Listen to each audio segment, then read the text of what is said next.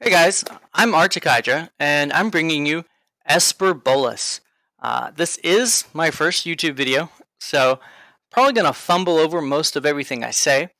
But I broke out the stream recorder and figured out how to upload YouTube because I like this deck so much. I wanted to share it, and it does, of course, run its namesake, Nicol Bolas, Dragon God, here on the top end. It is the deck's win con, but that mana cost is brutal, and to help us get through it, we do run the Interplanar Beacons and 2 Triumphs, one in Mardu colors, and the other in the Jeskai colors. Something a little different than most other Esper lists is we are running Bolas Citadel. Bolas Citadel's job in this deck is to go over the top of other control decks and mid-range decks. While they're fiddling around getting their 1 or 2 threats in their deck onto the board, we're slamming our whole library onto the battlefield through Bolas Citadel. And to facilitate that, we have Basilica Belhans and Oath of Caius. This is where Interplanar Beacon pulls double duty with that life gain, enabling us to cast Narset and Teferi from the top of our library with Bolas Citadel nearly for free. And because it does such a good job at closing games out in those matchups, we can neglect the matchup for the rest of the deck a little bit and focus lower on the curve at dealing with aggro. So we do mainboard Disfigure, Heartless Act, and Legion's End, as well as 3 Shatter the Skies and Oath of Kaya.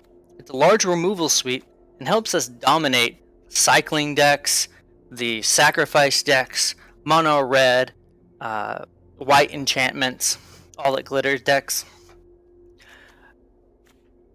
The removal suite is very juicy, and I love running this much removal because I hate aggro. Those dirty aggro players. For the sideboard, we are running Grafdigger's Cage. This doesn't pair well with Bolas Citadel, but in those sacrifice matchups, we normally don't want to run Bolas Citadel second game because they board in more threats, and our life total gets a little pressured. So might as well board Bolas Citadel out and board in Grafdigger's Cage and shut off their ability to play with their graveyard. Shuts down those cats. Devout Decree hits black, hits red. Nothing more to say about that. It's really excellent. Agonizing Remorse, 4 of them when we're already running 4 Thought Erasures. Seems a little overkill. But in those control matchups, we want to kill all of their Elsbeth Conquers Death, their Casualties of War. Anything that could hit Bolas Citadel, we want to rip out of their hand and protect Bolas and Bolas Citadel.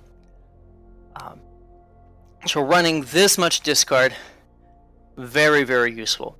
The Legion's End, of course, is very, very good against cycling. All of cycling's early game threats cost 2 mana or less, and Legion End murders all of them. Elder Spell, second copy, comes in the mid-range and control matchups.